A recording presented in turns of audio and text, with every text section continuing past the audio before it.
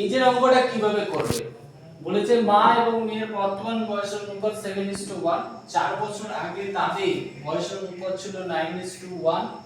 এখন মানে 7:1 ছিল 4 বছর আগে তাদের অনুপাত ছিল এত, এখন থেকে 4 বছর পরে মায়ের বয়স কত হবে? তাহলে আমাদের এখানটায় এইভাবে লিখতে হবে 7:1 লিখে ফেলবে। আচ্ছা তার নিচে লিখে ফেলবে 9:1। একটু সুন্দর করে লিখে 9:1। এবার এইখানটা একটা জিনিস দেখতে পাচ্ছ 4 বছর আগে, কি দেখতে পাচ্ছ 4 বছর আগে দেখতে পাচ্ছ তোমরা 4 বছর আগে। তাহলে এই 4 বছর আগে মানে 4 বছর আগেটা লিখে ফেলো, ঠিক আছে। এবারে কি করতে হবে, এটার সঙ্গে এটার গুণ করে ফেলবে আর এটার সঙ্গে এটার গুণ করে ফেলবে। তাহলে কত হবে 4 19 কত হয়?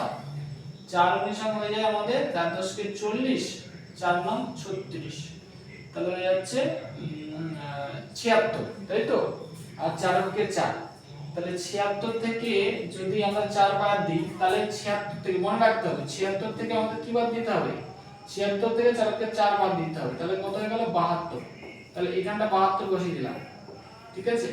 তাহলে 72 আমরা বসিয়ে দিলাম। আবার এইখানটা দেখো কি বলছে, এইদিকে দেখো 19 কে 19, 7 কে 7, তাহলে 19 থেকে আমাদের 19 থেকে কত চলে যাচ্ছে, 19 থেকে 7 চলে যাচ্ছে, মানে 19 থেকে যদি আমাদের 7 চলে যায় তাহলে হয়ে যাচ্ছে 12, তাই তো।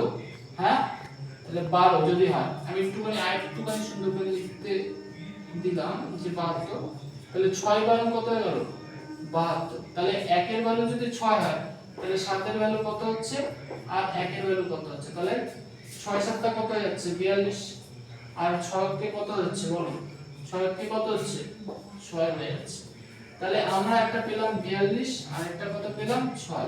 তাহলে এখানটা মা আর মেয়ে, তাই এটা তোমার মা আর এটা তোমার মেয়ে, তাহলে এইটা যদি আমার মা হয় আর এটা মেয়ে হয়, তাহলে আমাকে কি হয়েছে 4 বছর পর মায়ের বয়স কত। তাহলে আমি এখানটা মাদার লিখে দিলাম আর এই জায়গাটা ডটার লিখে দিলাম, তাই তো।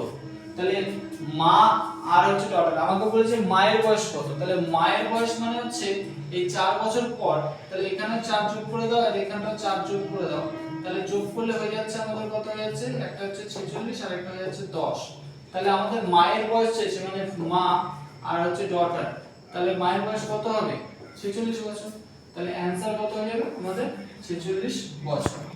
ভিডিওটি ভালো লাগলে একটি লাইক করবে এবং সাবস্ক্রাইব করবে।